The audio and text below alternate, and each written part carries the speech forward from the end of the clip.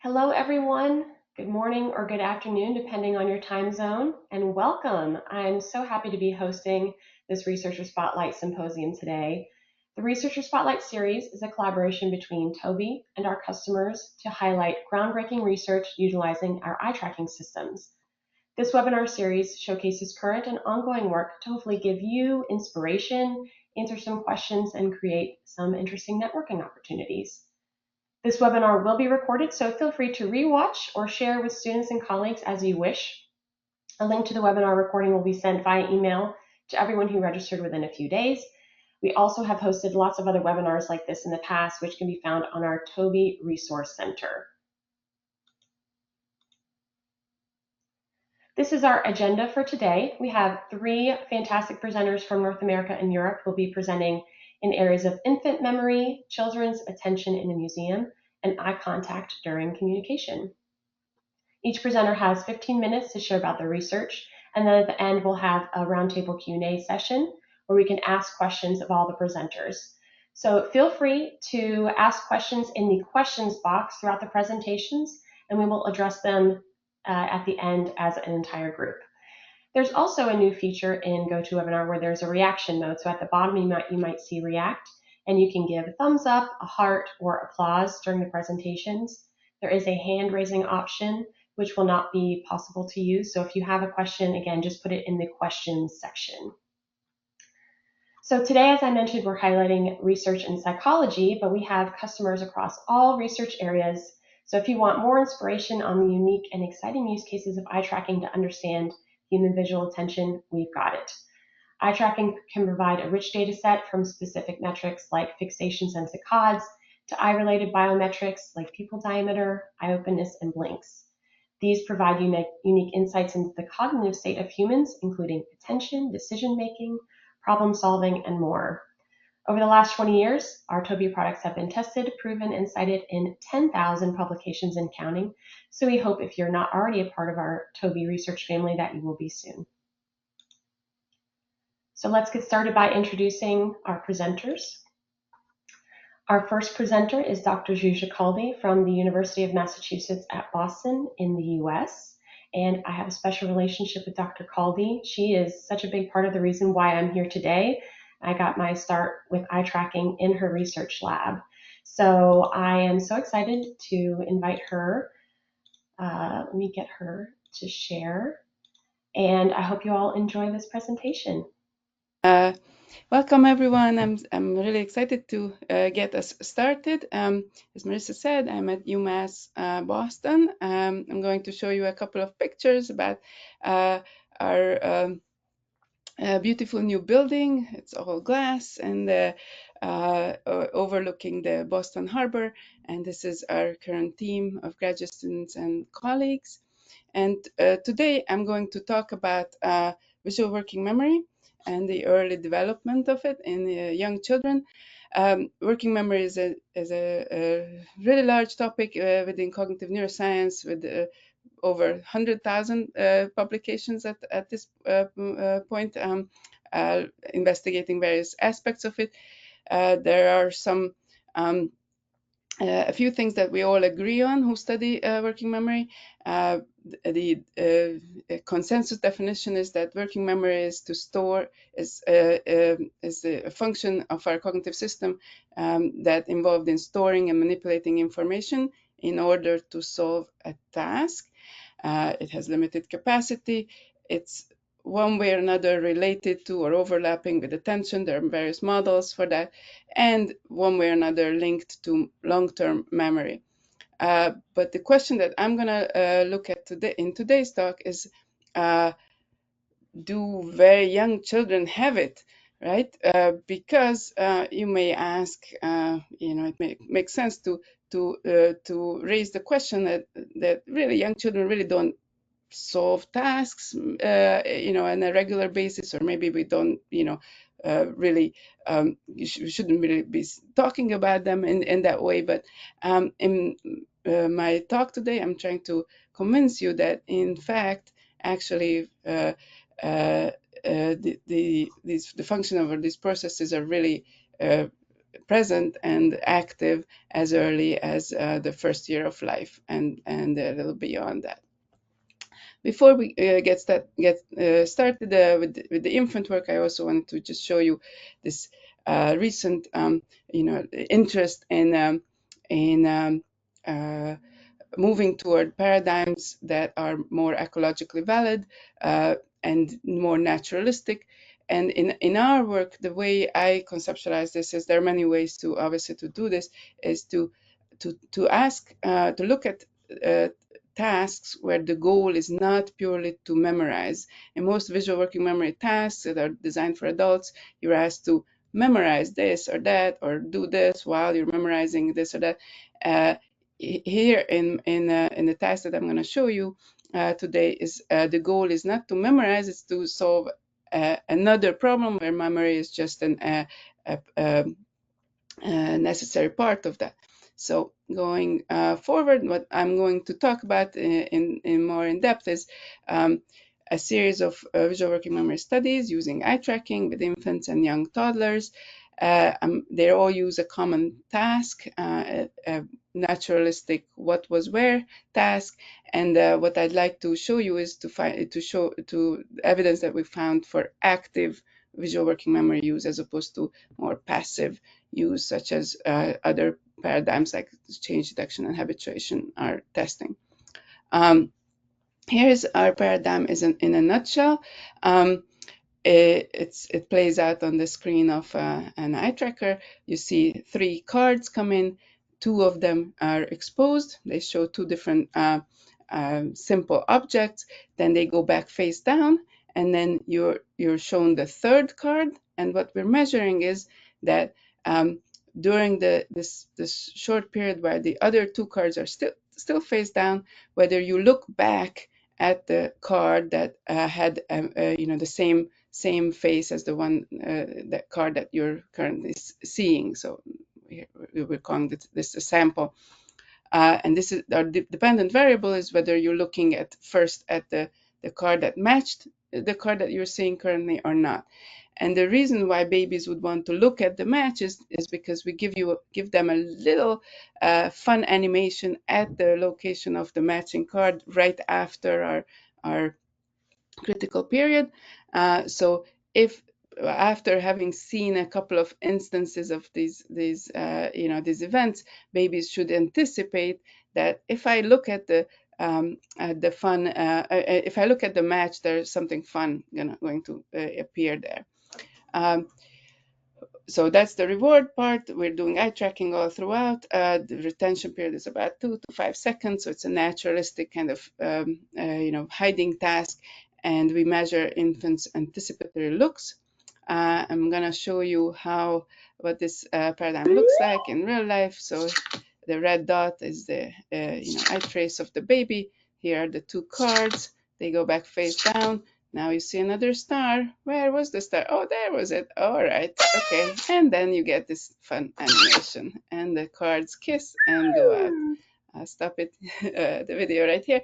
And here are our first set of results with this paradigm. We tested 10-month-olds. We're really, really young babies. They don't have words yet. They can't really stand, just so that you can all picture a 10-month-old. 10-month-olds were significantly above chance when they were shown these memory game trials. What you can see, those of you who are not familiar with baby research might be a little surprised that 60% is correct in a 2 alternative first choice tasks is considered a success. But when it's we have a lot of additional sources of noise, obviously, in paradigms like this. Like, for example, not all babies can figure out what we'd like them to do. So as long as it's significantly different from chance, we consider that a success. We also tested a second version of this paradigm where we added labels to the objects. We showed, instead of abstract figures or abstract items, we showed them recognizable objects like a bottle. or a hand, and we were hoping that these labels will help them remember a little more than 60%, but it turns out that they actually hurt their performance. It kind of hearing the labels interfered with their encoding there. At least that's how we interpreted their failure. But the no label group was still at 60% at 10 months. Moving on, we also asked, our next question was, can babies, young children manipulate information in visual working memory? So the first step was just storage, but what about manipulation? And in this series of studies, we looked at 2-year-old toddlers and slightly younger, 7-year-olds, so a little bit below 2 and 2-year-olds. And we designed a version of this task, the memory game that I showed you, where during the delay, the cards actually moved. So imagine like you're playing a memory game, but while you're trying to remember what was where, the cards, are not staying in their place. So we had a translation movement condition, and what we call the shuffle movement, where the two cards both changed positions, and they in a more complex way. But everything else about the game was the same. Whether you look at the match once the sample is turned over, and here are some results from a recent publication. It turns out 20-month-olds, so young toddlers who are not yet 2-year-old, are they can pass the no movement, the static version of the task, but not the moving version or the dynamic version. And but 25-month-olds seemed like they were getting the hang of it, even if they have to update essentially the spatial location of these cards before the test is they get to this test phase. Now, moving on to another topic that is also related to the active processing in working memory. We've been interested in how young kids can resolve interference in working memory, which is super important because in adult models of working memory, interference is a very important causal factor in capacity limitations. Interference is literally the idea of having more items somehow uses takes up some resources or extra processing bandwidth, and the interference can be between too many currently relevant items, right? Like when you just can't juggle that many in a moment, or recently relevant memories can be interfering with your currently relevant memories, and that's in our field is called proactive interference. And really surprisingly, once we started looking into this question, we found that there's really there hasn't been any work on this with young children, anyone pretty much under 8. So we first set out to test 3-year-olds to see if they are susceptible to this kind of interference. And first we went we left the eye tracker for a moment to use a touchscreen version. And then when I'm going to show you, I just wanted to introduce you to the paradigm. It was a very similar memory game, but the twist is that we had 2 versions of the game. One is where each time you play the game with two new items. So you play one game with this funny orange shape and the funny colorful shape, and then the next game is with this white helmet looking thing, and then this X looking thing, and then so on. And in the PI condition, proactive interference condition, you play multiple games, but it's always with the same 2 items. And when we ask parents like which they think is harder from the baby's or kid's perspective, they always think that the all new items are harder, but it turns out it's actually the reverse. It's when there's interference from the previous trials, that's what makes things hard, and you can see this in our experimental results. This was done with a large group of 3-year-olds in the laboratory, and we found a really, really large effect that also seemed to have this uh, cool aspect to it, that you could see the interference building up over trials. So each time you got a new trial, or as a 3-year-old, it was a little bit harder, such that by the time you played the game 5 times with the same 2 cards, you were at chance. So that's what you see here toward the end of the block. Meanwhile, if the cards were always new and you didn't have interference from the previous trials, then these toddlers were doing quite well, actually. And, from the starting from the high 80s to only dropped down to like maybe 75% correct.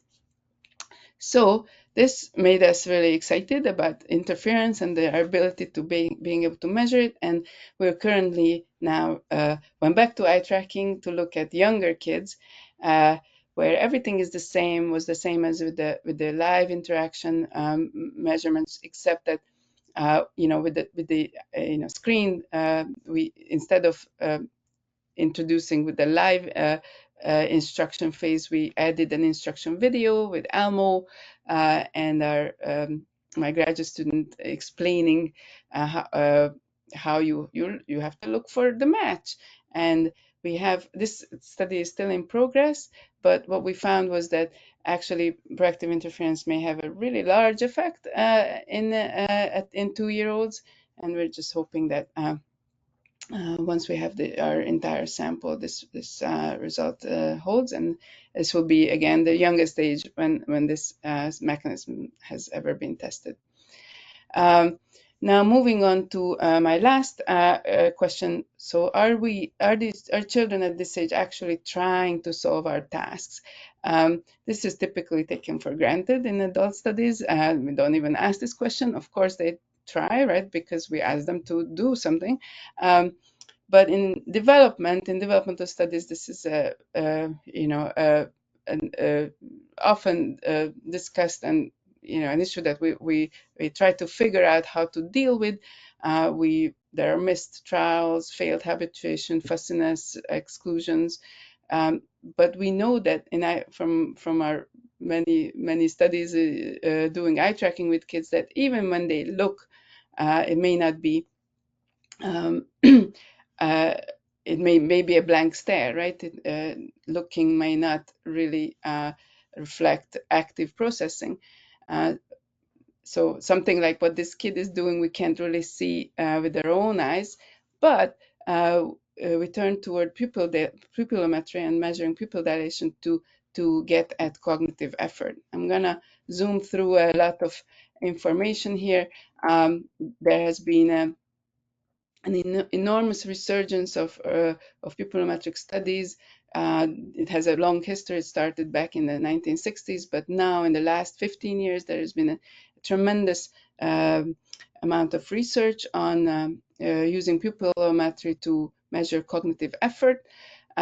Some of the basic neuroscience properties of this signal is that it's a really easy to measure, automatic real-time measure of effort. It has a phasic aspect of it and a tonic aspect of it. I'm happy to answer questions, or if we during the Q&A about this.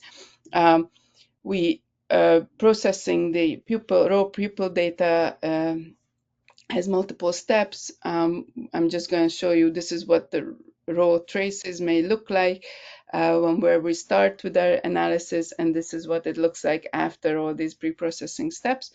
And I'm going to show you really quick some really interesting recent results from infants using pupillometry.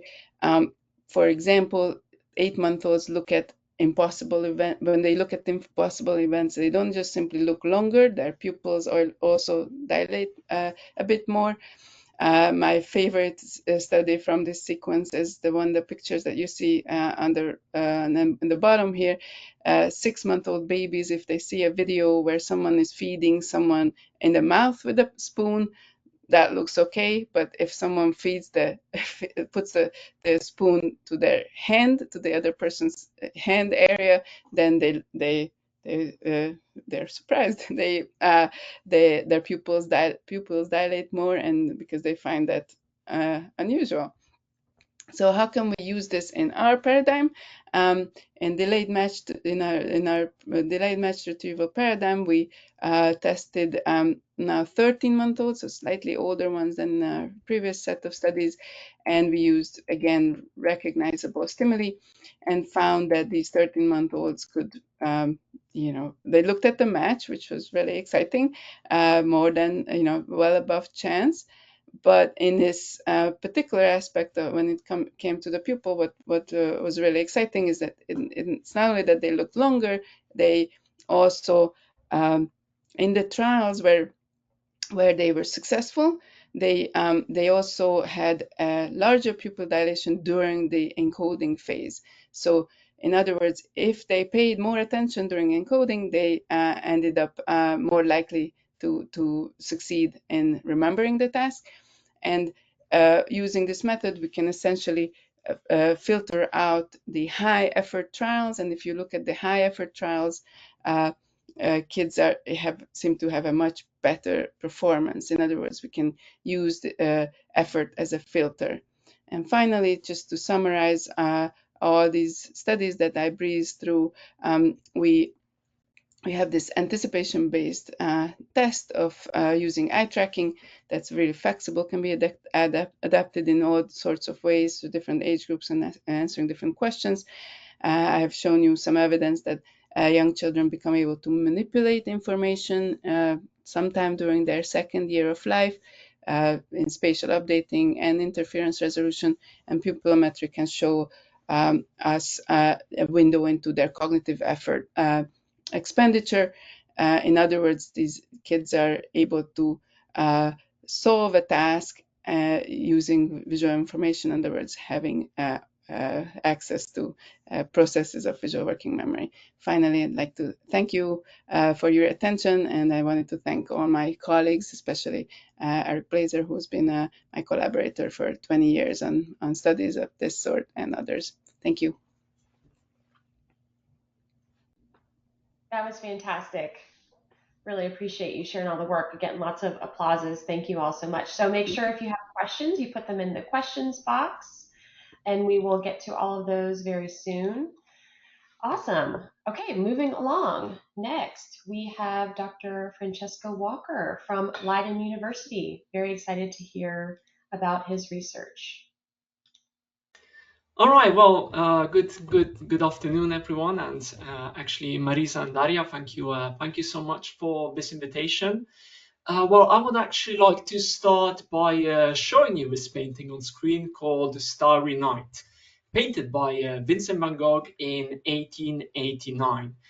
And well, I'm sure that many of you have seen this painting before, but maybe not all of you know that this is actually what Vincent would see from his bedroom window when staying at the asylum for lunatics in Saint-Remy. And he painted this view 21 times, and this one just turned out to be the most, let's say, the most iconic one. And maybe also because it's the only of the 21 views that was painted by night. Now, there would be so much more to say about this painting, about the mental state in which Vincent was in when he painted it, but also about the religious symbolism that many art historians believe is hidden in this artwork. But my question for you is, how would this information change the way in which you view this painting? And more importantly for this talk, if you were a kid, do you think that this information would impact you differently? My name is Francesco Walker. I'm an assistant professor at Leiden University, and today I would like to tell you something about how children view art.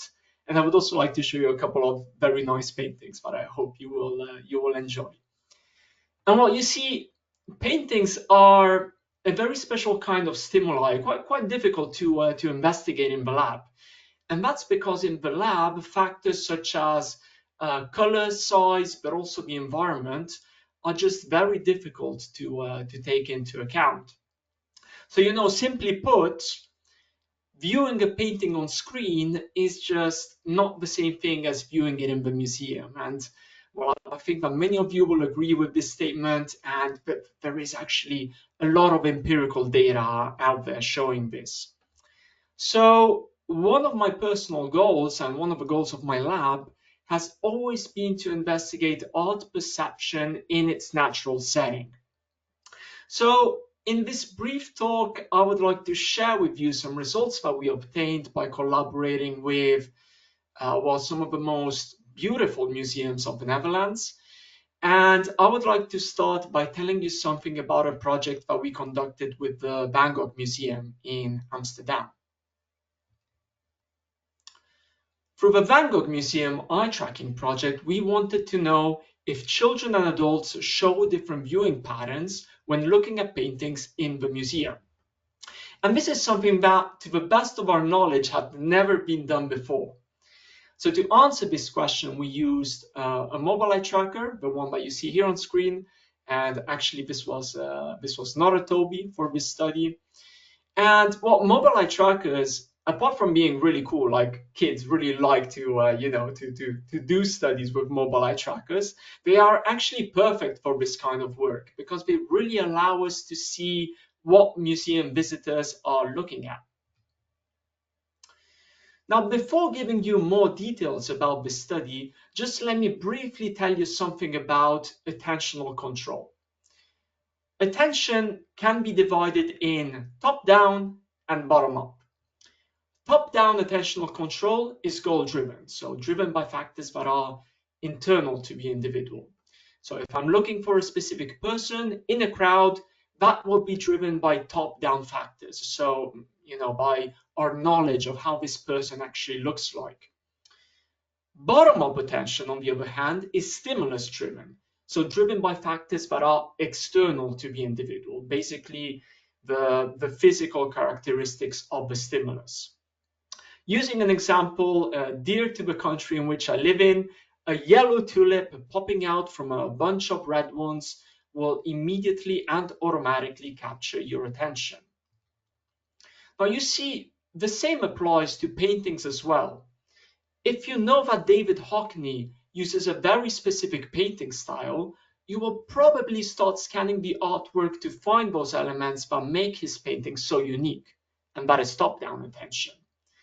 But if you have never seen a Hockney before, then there is a big chance that your attention will be immediately captured by the salient elements of the painting. Salient because they tend to stand out due to form and color, and that's bottom-up attention.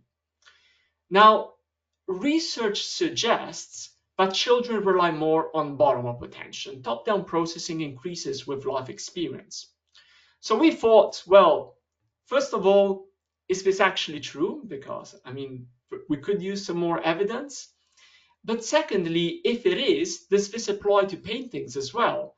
Because if it does, then children and adults might be viewing paintings in a completely different way. So to answer these questions, we selected a group of 12 children between 11 and 12 years old and 12 adults, and we asked them to view 5 different paintings displayed at the Van Gogh Museum. And here on screen, you can actually see a little bit how the setup looked like. So we divided our study into 2 phases. Phase 1 corresponded to a free viewing phase. So here we simply asked our participants to freely view each painting for 30 seconds. But in phase 2, before letting them view the same paintings once again, we gave them some background information about each of them. And this information highlighted elements of the painting that are not really immediately visible at first sight. So for the free viewing phase, we really wanted to test if the attention of our 2 groups was more top-down or bottom-up driven. And for the information phase, we wanted to test how, let's say, top-down elements, so knowledge information, would influence their viewing patterns. And these are the 5 paintings that we selected for our study, all painted by Van Gogh, of course. and these are the respective saliency maps. So the wider the area, the more salient it is. So generally, the white areas should grab our attention more. This is what saliency models predict. And I actually, in class, I always perform this exercise with my students. You can try to focus on a specific area of the painting and see how this appears on the saliency map. So for example, if you would focus on the red flowers of Daubigny's garden, that is one of the central paintings that you see here, you can see how these appear to be whiter on the saliency maps. All right, so let me guide you through the results. On the x-axis here, we have the very first 5 fixations, and those are the ones you need if you want to check if there is bottom-up attentional capture. And on the y-axis, we have saliency. Now, as a reminder, the more a specific area stands out, the more salient it is. Each value above 0 indicates that the participant is saliency driven, and so is going towards salient areas. Values below 0 indicate that the participant is less saliency driven. And what you see on screen right now are the adults. And here we actually find no difference in terms of the attentional capture between their phase 1 and their phase 2. But what's really interesting is what's happening with the children. Because here you can see that especially their very first fixation is much more saliency driven than what we see with the adults. And well, I think that it's also good to notice that children are less saliency driven in phase 2, displayed in orange here, compared to phase 1, suggesting that the information that we give them can still have an effect on their viewing patterns. So through the Van Gogh Museum eye tracking project, we showed for the very first time that when viewing art, children and adults use very different visual strategies. Children tend to go more towards the salient elements of the paintings and so are more bottom-up driven, while adults are more goal-driven, so influenced more by factors such as knowledge and expectations. We published this work on +1, so please feel free to take a look at it. But I'm also happy to share with you that this work quickly got a lot of media attention. So, you know, the public appeared intrigued by the fact that children and adults view paintings in a different manner. All right, but although we knew that kids and adults were viewing paintings differently, we still wanted to know more about how painting descriptions could change those viewing strategies. And you see, although many children visit museums every year, most museums only provide painting descriptions written for adults. And we thought, is this really, let's say, the best information that we can give to kids? Can we improve their museum experience by giving to children information specifically tailored to them, specifically tailored to their age? How will this change their viewing patterns? So last year we joined forces with the Rijksmuseum in Amsterdam to answer this question, and this is what we did. So we recruited at the museum 62 children, all between 10 and 12, and asked them to view 3 paintings with a mobile eye tracker. And we did use a Tobii eye tracker in this case. So the setup was actually very similar to what we already successfully did with the Van Gogh Museum. But here we divided the kids in 3 different groups. Kids in group 1, before viewing each painting, received information specifically tailored to their age. And these descriptions were actually written by the educational staff of the Rijksmuseum. Now you might be wondering, what does tailored mean? Well, tailored means that these descriptions were written in a more, let's say, storytelling kind of format, with more emotion, and when possible, from the point of view of some of the characters in the painting. All right, so that is group 1. Kids in group 2 received the description that is currently displayed at the museum. So, you know, this is information that is typically made for adults, so very very factual information. I'm sure that many of you will be familiar with the kind of information displayed in museums typically. And then finally, kids in group 3 received no information at all and were simply asked to freely view the paintings. All right, so we haven't published these findings yet. Our paper is currently under review, but I would like to share with you some of our results. So what you see on this figure is how much time participants spend in areas of interest, in AOIs. And areas of interest are all the elements of the paintings that were mentioned in the descriptions. So on the y-axis here, we have the time that they spend looking at AOIs. And these are normalized values, normalized by the total area covered by the AOIs. And on the x-axis, we have our 3 groups. And what we found is that kids in the child description group, so kids that received information tailored to their age, paid much more attention to areas of interest compared to kids that received the adult descriptions. And, at least I think that this is a really cool result, showing that the way in which we provide information strongly matters and can really change the viewing patterns of museum visitors. But actually, there is one more finding here that I would really like to highlight. We found no significant difference between the kids that received the adult description and the kids that received no description at all. And what does this mean? Well, this indicates that providing children with a description designed for adults is no more effective than no information at all. So adult description or no description makes no difference. And this is also what is clearly visible in our heat maps. Here you see how much time participants in the adult and in the free viewing condition spent viewing specific areas on the painting. And you can clearly see that there aren't any strong differences between these two groups. So fixations really seem to be all over the place, right? But let's see what happens when we give to our participants the children description. Here we see a very different pattern with kids focusing strongly on the information we gave them. And in this case, a man slipping on the ice. So we move from this to this. And it's quite a big difference, right?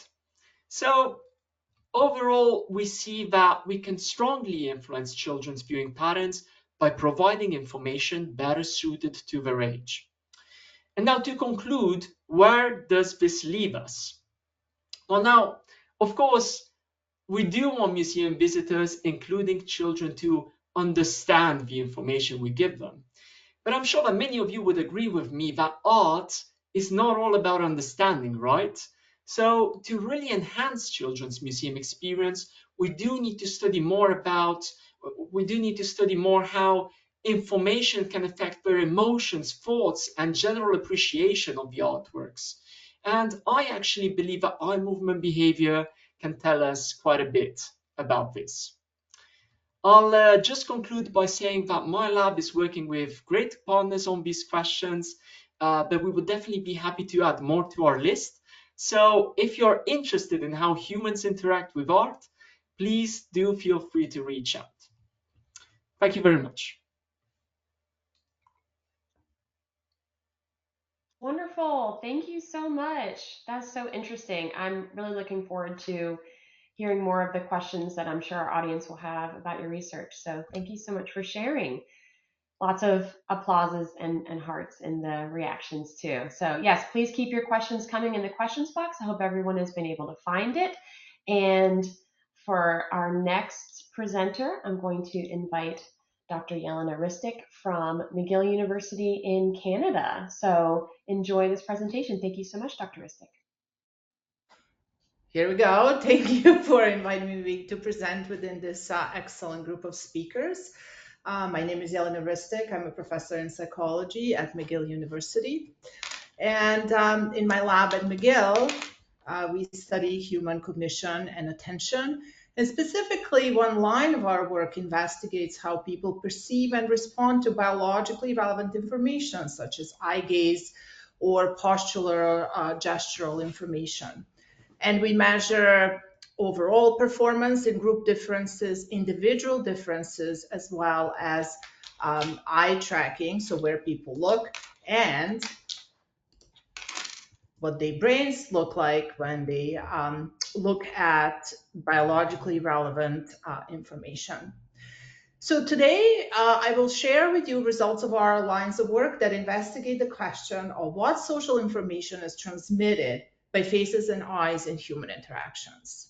So to that aim, the title today is The Prevalence of Eye Contact During Natural Interactions, a Dual Eye Tracking Approach.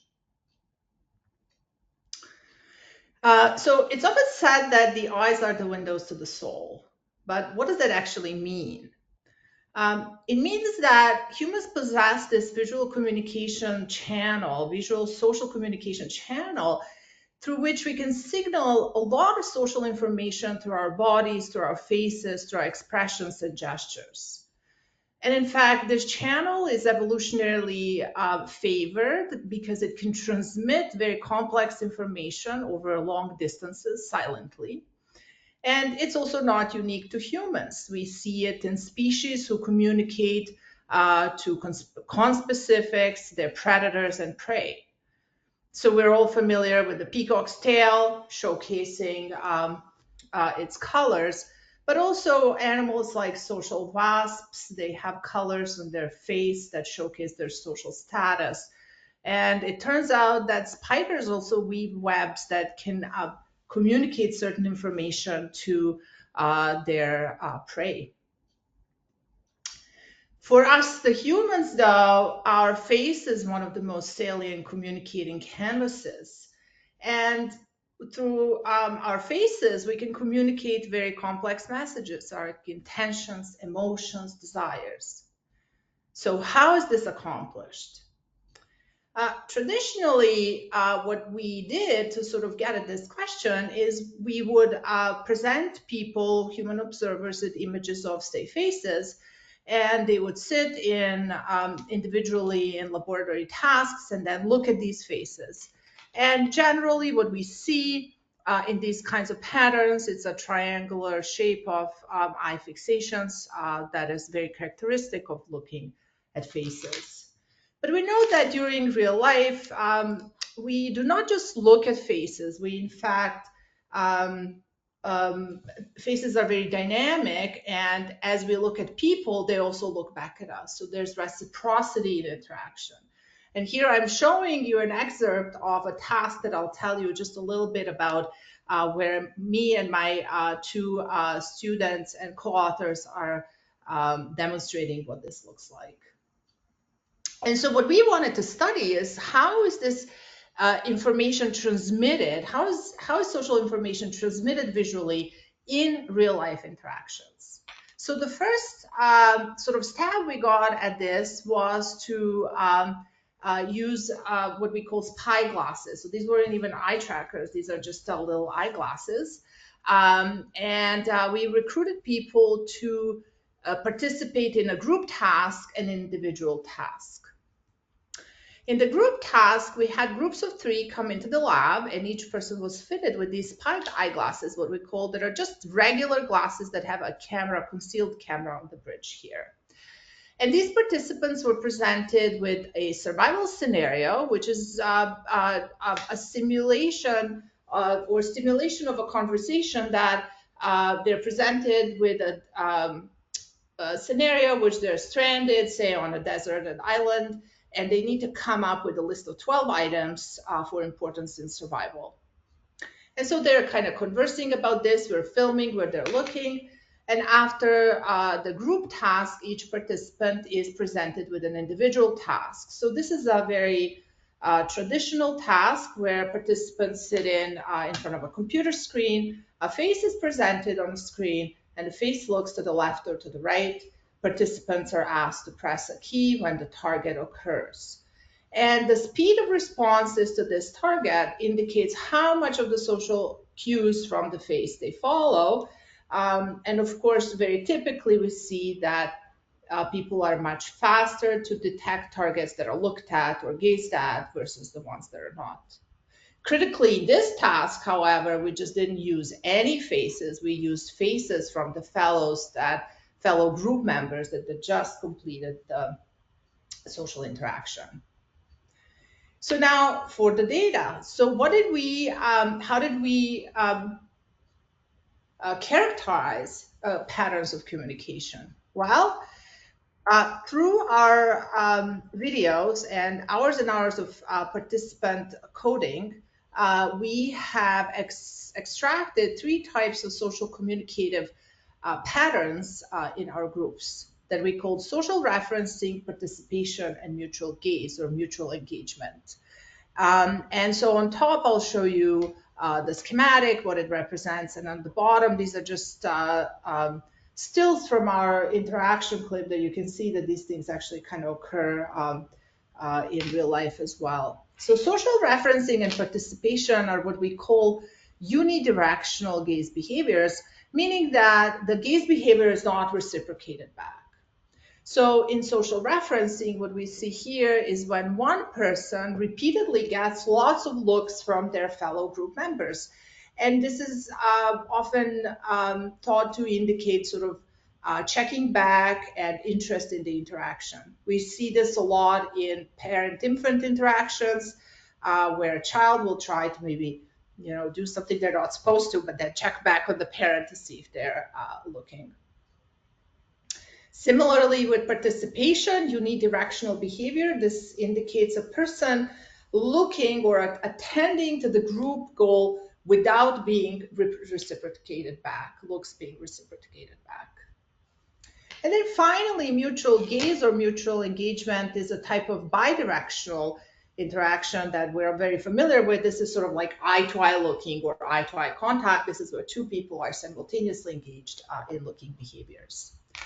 So what did we find in our data? Well, here's the breakdown of behaviors. First, what we can see is that our groups spent much more time in unidirectional than in bidirectional behaviors, so in mutual gaze, and a very little or small percentage of the time in what we call the non-interactive pattern, which is a pattern that doesn't fall in any of these categories. What happened with the individual task? Well, we have observed a typical performance in the individual task where gaze-at targets were found or responded to faster than non-gaze-at, and this is response time, so lower means better or faster. And so what this allows us then to do is to relate the amount of group gaze behaviors at the group level to the magnitude of gaze following that is elicited by different group members in the task. And the only relationship that was significant here was a relationship between the amount of social referencing during group interaction and the magnitude of gaze following, whereby we found that people who were social referenced more during the group interaction, their gaze cues elicited greater gaze following later on. So people who receive attentional gaze during group interactions also elicit larger gaze following later on. So what did this show us? Well, this first research showed us that humans use gaze to communicate social messages, and that we utilize gaze in both unidirectional and bidirectional manner, and that both group level information and individual information is communicated in this way. However, while this work provided us with sort of like initial taxonomy of gaze behaviors, because we just used regular cameras, we were unable to resolve precise ways in which people look at one another. So when we are specifically looking at mutual gaze or direct eye-to-eye contact, are people looking eye to eye, or are they generally kind of looking face to face? And at that time, we were fortunate to be able to acquire the Tobii eyeglasses, and in fact, the dual Tobii eyeglasses, which let us record where people are looking simultaneously while they're performing these interactions. And so our next study was the one that we have carried out in dyads, because we only have 2 sets of glasses. with a similar, actually very parallel setup, just like in our groups of 3. So in our group task, we had 2 people come in and perform, again, a survival task while they were wearing Tobii eye trackers. And here's an excerpt that was just filmed by Radio Canada about this task. So when people come in, they are greeted, they do a quick calibration procedure, and then they're given instructions. After instructions are given, participants then start discussing, the order of these items for survival. And the experimenter, this is our lead author here, is monitoring the feed from the 2 eyeglasses that you can see here. Just like before, we also had our participant complete the individual task where the face of the interactive partner delivered the gaze cues. So what did we see here? Well, here we were mostly interested in understanding these eye-to-eye or bidirectional looking patterns. So is mutual gaze or eye contact really eye-to-eye, or is it face-to-face?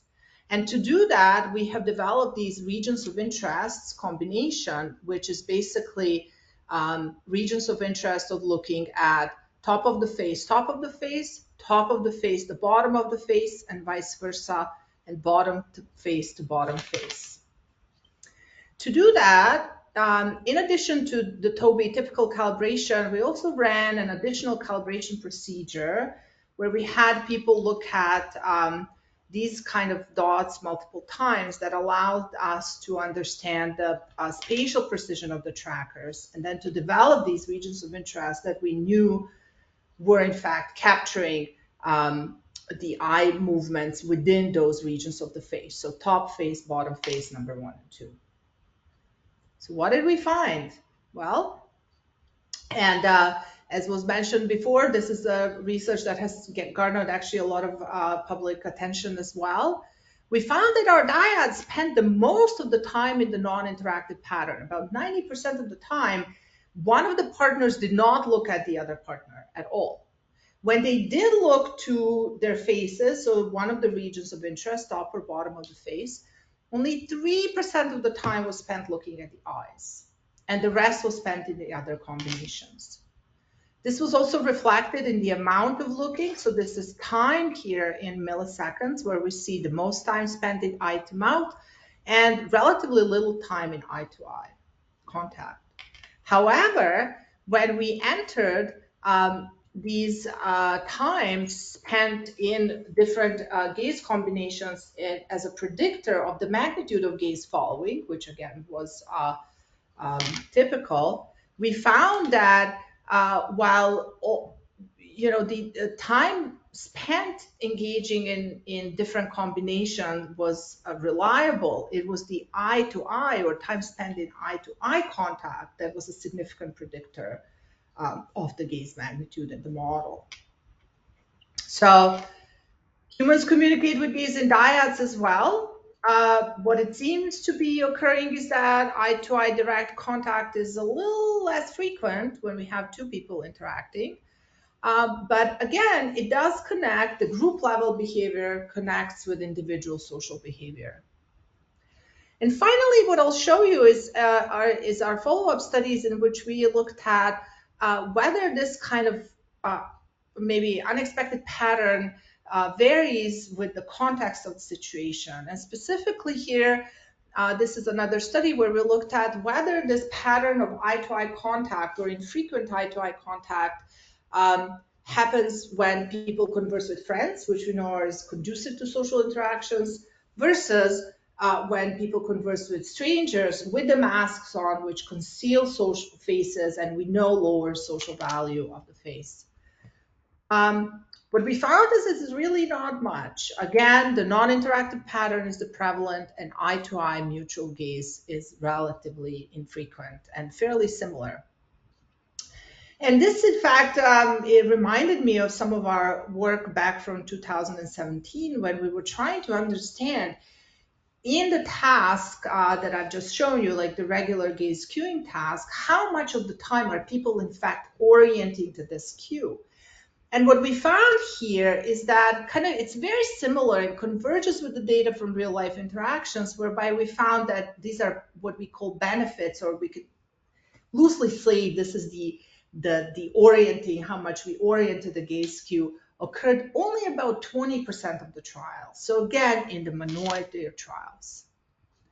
So visual interactive behaviors occur in various forms during natural interactions. There's a relatively low prevalence of direct eye contact, which appears to be resilient to the context of the interaction. But it does connect with individual social behavior, and it occurs at the group level as well. So just to sum up, in some of our ongoing and future directions in this line of work, we're going to look at social and task factors. So for example, these were leaderless groups that we had, but what happens to these patterns when a group leader is assigned, and a different type of interaction is engaged. So rather than collaborative, maybe there's a competitive task. I'm particularly excited because we also got now funded to buy a mobile eye EEG system that integrates with Tobii eye trackers that will let us measure what happens in the brain when people lock gaze. And finally, we're also interested in understanding not just the patterns of looking, but what is being communicated by gaze. So sharing of mental states, sharing of the content of the gaze signal. And with that, I'm going to close and just give thanks to my collaborators on this work, funders, and to you for invitation and attention. Thank you. Wonderful. Thank you so much. That was so great. Wow, what a great group of presenters we have today. We've already gotten a lot of fantastic questions in, so please keep your questions coming in to all the audience. Lots of great reactions, so I'll invite the other presenters to come back and rejoin us. Again, you in the audience can keep asking questions throughout, and we'll get to as many as we can in the time allotted. So I hope that more than anything, you're inspired by all the research that you've heard about today. So you'll see a couple of QR codes on the screen. The first one is to contact us. If you are an existing customer, you can use this QR code to contact us at our Connect portal. So FAQs, contacting our customer care team, and more. If you are not a customer yet, if you're prospective, have some questions, want to talk to us, use this form as well. And the second QR code is to contact us for our funding support services. This program is designed to assist researchers who are looking to integrate eye tracking into your methodology, and you're working on applications for grant funding. So we can help you by providing letter of support, individualized budget justifications, feedback on the eye tracking portion of your proposal, and so much more. It's complimentary, free for anyone who is trying to acquire some grant funding. We're here to help, so please contact us with questions. So again, as the questions are rolling in, we know that many people are here today because you're either already using eye tracking technology or they're considering it for the future. Eye tracking is still niche in many ways and is better suited for some use cases and research questions than others. So my question initially for all of the panel here is what initially got you interested in eye tracking? And if you want to share, what are some of the insights that eye tracking has provided that are unique to that methodology that you wouldn't have been able to get otherwise? And we'll just go in order, and I'll start with you, Dr. Kaldy. Sure. Thank you, Marisa. Well, in infant research, what people used to do before eye trackers was video coding, so frame by frame, looking at videos and saying, coding whether the baby is looking left or right.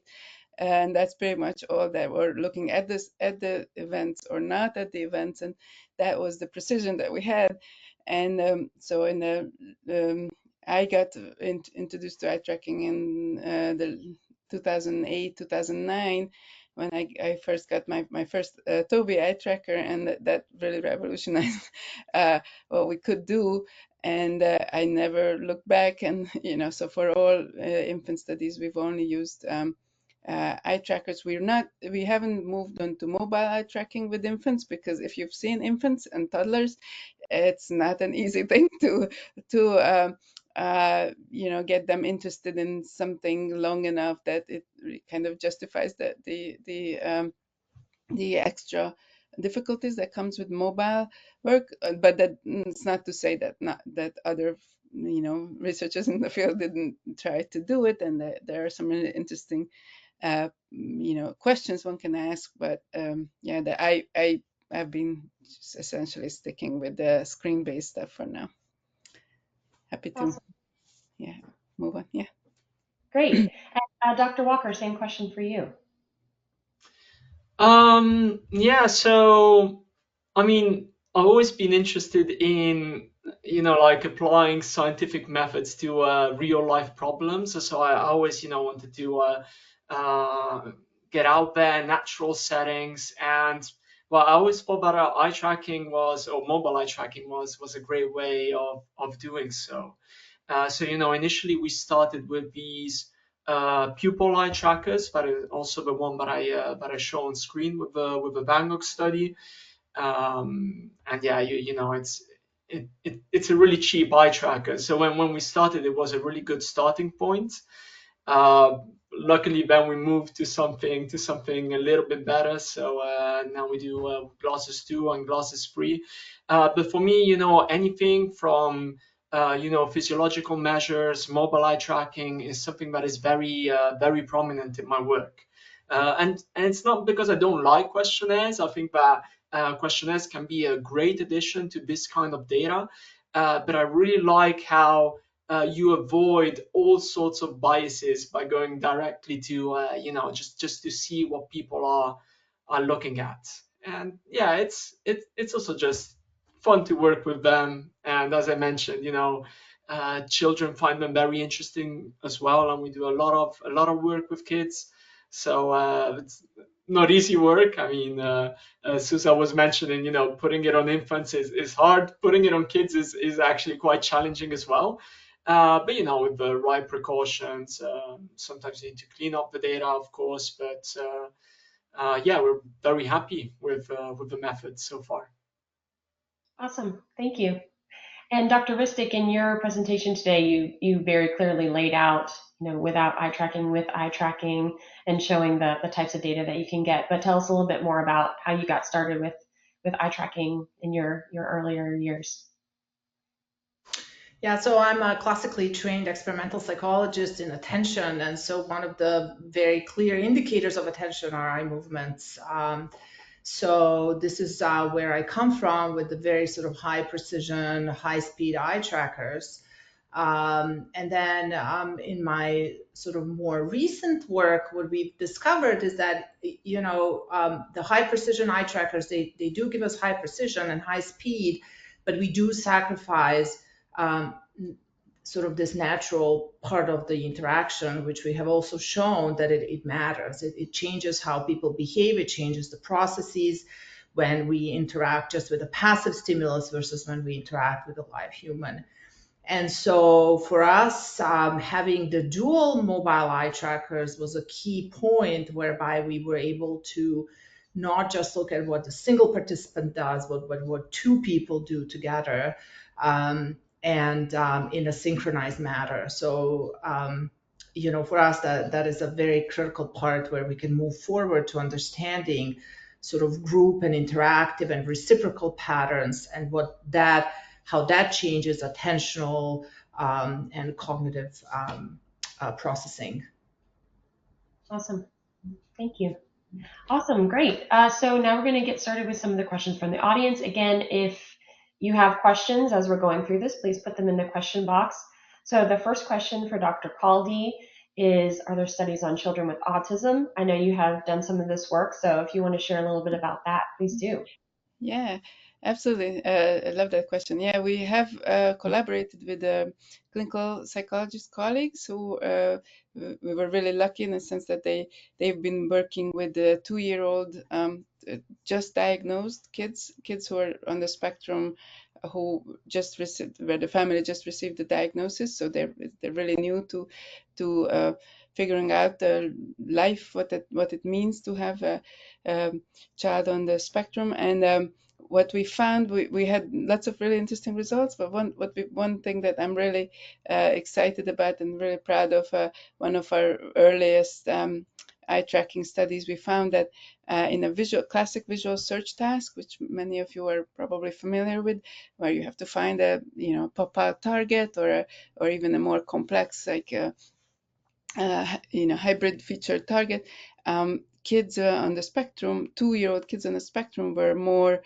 successful than age-matched, the same age, typically developing kids. So this is one of those gems in the field where instead of finding deficits or they can what they can't do or can delay that doing, we found something that they can do better.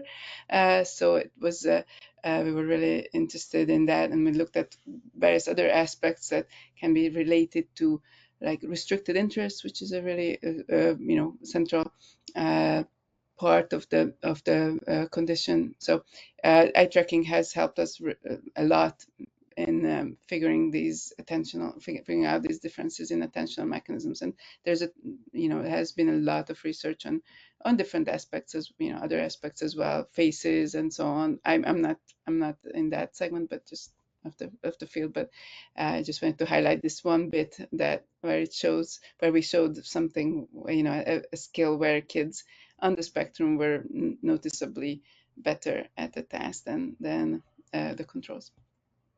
Awesome. Yeah, that's a great finding. If anyone else here is interested in some of the other research that our clients have done using eye tracking, studying children on the autism spectrum, we have a fantastic researcher spotlight interview that we did with Dr. Karen Pierce. You can find that on our Tobii Resource Center. You can even Google Tobii Karen Pierce and find that interview. She talks a lot. She's been doing eye tracking with kids on the autism spectrum for a long time. There's a lot of researchers actually who are using eye tracking in that same kind of way as well. So lots out there to explore. Thank you. Okay, so the next question I'm going to ask for Dr. Walker and Dr. Ristic. This is a question about AOI processing using mobile eye trackers. So this person says when they're using a screen-based eye tracking system, you can set AOIs quite easily by drawing a shape on the target. But when you're using mobile eye trackers, the location of either the AOI changes or you have to do something differently. So they wanted to know a little bit more about the technique and how you were able to do that. So Dr. Walker, let's start with you. If you want to share a little bit with us on how you were able to get the fixation data out. Yeah, so I have to admit that this was one of my concerns as well when I started with mobile eye tracking. But actually, working with AOIs and mobile eye tracking is actually very straightforward. And I mean, especially if you have a user-friendly interface such as the one that Tobii offers, that so how does it work? You basically have screenshots of the areas that you consider to be important areas of interest. And then what the software does, it automatically maps the fixations on those screenshots. And you can also do this manually. So actually in early stages or in previous studies, we had students or student assistants mapping manually all the single fixations, but it's extremely easy work, but it's also very boring work. But I mean, the software, the processing has improved a lot throughout the years. So actually, right now, a lot of that is automated. And I would always suggest to double check if you're doing it automatically. But so far, I've been quite happy with those results. That's great. Now I know, Dr. Ristic, your application is different because you have the dyadic communication. Can you share a little bit about how you're able to get that data out?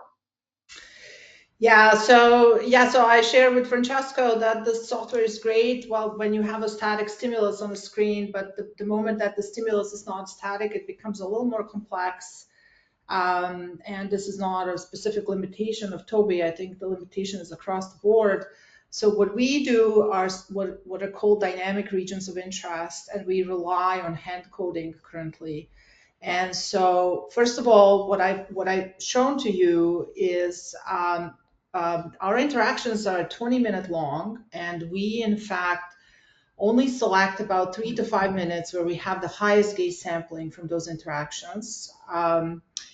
Then we have run additional as I've also shown you, additional procedures where we wanted to make sure that our regions of interest were high or big enough that they can capture the eye movements that are kind of falling within them. And so once that is established, we have 3 to 5 minutes for each interaction. And then an army of volunteers goes in and we draw regions of interest on top and bottom of the face, and then they're moved manually from frame to frame. And so for us, this is one of the major bottlenecks for data analysis because it takes a long time to do this. And of course, we have to train our volunteers how to do this, and we have to sort of go in and have like checks on this process. So yeah, that's how we do it currently. That's really great to hear. That's the advice that we give people who are interested in using our Glasses 3 mobile eye trackers in a more dynamic context. So it's good to hear from someone. It's a little bit more labor intensive, but it's definitely doable. And especially if you narrow down both the time frame and your specific questions, and hopefully have some assistance to help you out there, you can definitely get the data. Great. Thank you so much. Okay, so we had some more questions, Dr. Kaldy, for you about pupil dilation. Just clarifying, so in this case, the more pupil dilation in your research results that you presented, the more pupil dilation is related to more working memory and hence more cognitive load. Is that true? Yeah, that's so the pupil is an interesting physiological measure because it's a one-dimensional, you know, measurement, which makes it in some ways easy, but there are many different factors that affect pupil size, even though it's just one dimension going up or down. One aspect that everyone knows about is the general brightness or illumination in the environment. That's people have known that for thousands of years that your pupils respond to that. The responses that we're measuring are independent of the light reflex and light related pupil changes, and they are more connected to essentially our arousal and emotional centers. So your pupil also dilates if you're aroused, right? The emotional valence is also affecting this circuit. But the aspect that we're looking at is it's not entirely independent of the emotional component, but it's really about effort, like when you're trying to do motivation or this kind of goal focused states, or everyone understands like what does that mean when you're trying to pay attention more, not here or there but more. So that's the aspect that this signal captures, and of course you have to do a lot of, and I try to show a glimpse of it, like a lot of processing stages, and with experimental manipulations have to make sure that what you're measuring is as independent as possible from the light reflex and the other sources of effects on the pupil. But once you can do all that, it's a really really neat and cool way of looking at an aspect of our cognitive processing that's has been pretty much neglected in a lot of research, and both in adults and in kids, this kind of intensive aspect of attention, not the selective part. So we're really excited. We have a number of pupil studies. I've shown you one, but we have a few other ones, and if anyone is interested in pupillometry in kids, I'm happy to chat. Just shoot me an email and I can tell you more. Awesome. There was a question about the model that you use. You're still using your T120, is that right? I have switched to a TX300, Oh, but great. some of the earlier work that I showed was still with the 120. It's still in the lab. That's awesome. Yeah, for people who are interested, all of our Tobii eye trackers provide estimates of pupil diameter. All of our screen-based systems and our wearable Glasses 3 will provide you left and right eye estimates of pupil diameter. So if you have any other questions about that, let us know, or as Dr. Kaldy says, send her an email. Awesome. So a couple questions for you, Dr. Walker, about the specific task with the kids. I'm going to try to stack them a little bit. So this person was asking about the instructions in the free viewing task. Did you tell them anything? Did you ask them what they can see? And then there was a question about the attention to either the people or the child's faces in the pictures. Do you find any, like, the human elements in the art, does that tend to be more salient as well? Yeah, right. So answering the first of the two questions, well, the free viewing task is a free viewing task, right? So we simply told the participants, freely view the paintings for. In the Van Gogh study, it was 30 seconds, I believe. In the Rijksmuseum study, it was 15 seconds, I think. But yeah, the idea was just to capture all the information we could about bottom up in the free viewing phase. So, if you don't give any information, if we don't tell you there's element X in the painting, then we're not automatically expecting you to go towards that element. So free viewing is free viewing. View the painting, and then we analyze the data. But if you're interested about any of the, let's say, real methodological details, we have actually quite an extensive method section in the Van Gogh paper. So please feel free to take a look at that. Concerning the second question, so we know indeed, and this is not only true with art, this is generally true about how we look at the world. We are attracted to people. So we know that if we show to people a painting with human elements in it, we know that your attention is going to go towards it.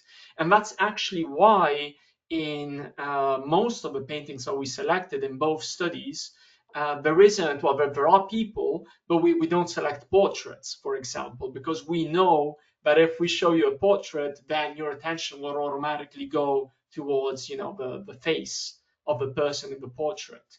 So we do see when we do show groups of people, we do see, I talk about groups of people, I'm still talking about paintings, of course, but we do see that the attention, especially of the adults, goes towards these human figures, but definitely less compared to a portrait in which the human figure is central.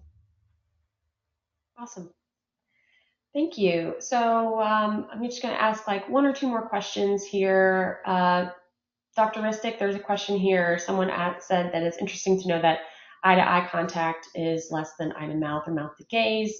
They specifically asked if this difference is seen in children on the autism spectrum, but more generally with your work, do you find differences in different types of groups of people that come in? Is that something that you're interested in, the eye contact between different populations? Yeah, so that's an excellent question. And so we do not have any data on individuals with autism in this type of test. I've shown some data to show that the amount of eye contact does not seem to vary with groups. So when we recruited friends versus when we recruited strangers, and also had them wear face masks, which we know reduces kind of the social opportunity for the interaction, the amount of eye contact was about the same. One of the sort of challenges that we have in trying to understand individual differences here is precisely the limitation in data coding. Because when one starts to look at individuals, say we perhaps could look at individual level of, say, social competence as maybe a predictor of the eye contact, we would need a lot more participants. And so we're sort of facing these trade-offs, in terms of what we can study and what kind of ability we have as researchers to feasibly understand the data. So I think these are excellent questions to ask. And I think particularly with participants with autism, children or adults, it would be interesting to see whether this is kind of a similar pattern that in interactions that emerges with very small percentage of time devoted to eye contact. Yeah, I know I've seen some eye tracking research to suggest that they do, children or adults in the autism spectrum do view either static faces or recordings differently, but I don't know if I've seen anything with real dyadic conversations, and that would be very interesting. I agree. Yeah. Awesome. Well, there have been so many great questions. We are close to, actually, we are over time. So I'm just going to ask one more question here of everybody.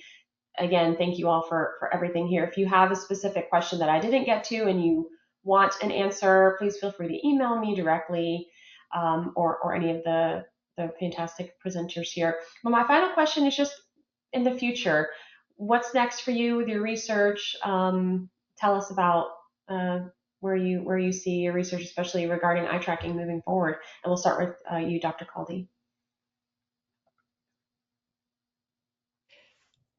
In terms of eye tracking, I'm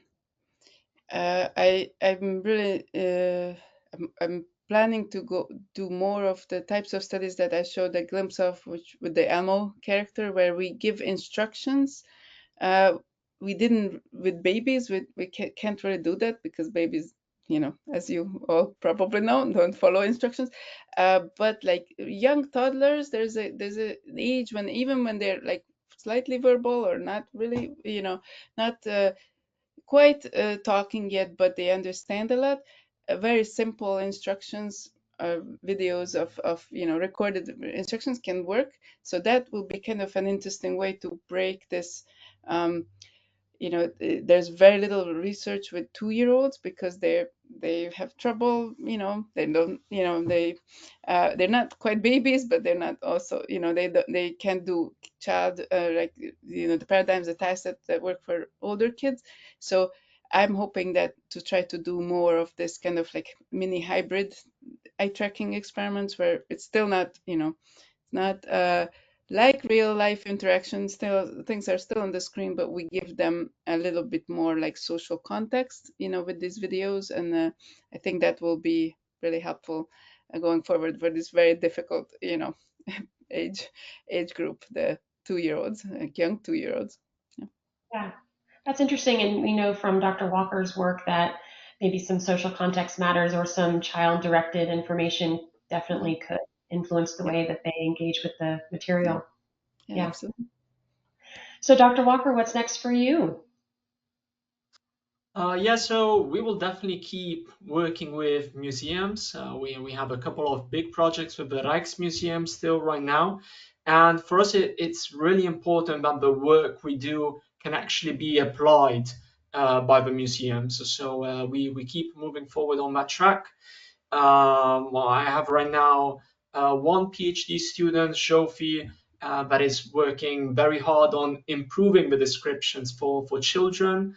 I have another PhD student, Rajat, that is working on the link between art and emotions. And in all this PhD work, we keep museums on board and we keep doing a lot of mobile eye tracking. So we will keep going on that track, including more physiological measures as well, probably. And yeah, just see where that brings us. Awesome. And I know, Dr. Ristic, you shared some of your future directions at the end of your talk as well. Is there anything else that you would like to share that you're excited about moving forward? So in my lab, we have multiple lines of research. We study basic perception all the way to kind of like these natural interactions. But I'm particularly excited about this possibility of integrating eye tracking with EEG and applying our taxonomy so that will let us have a theoretical way in of looking at the brain data. What happens during real life interactions? What happens in the brain when there's eye contact? Is there a brain signal that breaks eye contact, for example, or these different types of eye gaze dynamics? What I'm also interested in, and this is another line of work that I did not present, is the line of work on the content of the gaze signal. So not just are we making the eye contact, but what are we actually communicating? So what is being communicated with eye contact or gaze signals in general? And I think using this integrated hyperscanning technology, we will be able, with the tests that we're developing, also get a good sense of, those kinds of questions. How are people understanding mental states from others? How are people communicating with others? And what are the messages that are being communicated through this kind of visual communication signal? Awesome. That's so great. Well, I think that's a fantastic place to wrap up. Thank you all so much again for our presenters for sharing, and thank you all in the audience for your wonderful questions to stimulate this conversation. I see lots of applause. Thank you, thank you. We hope to see you all at another webinar soon, and as always, please reach out to us if you have any other questions. Thanks so much. Have a great day.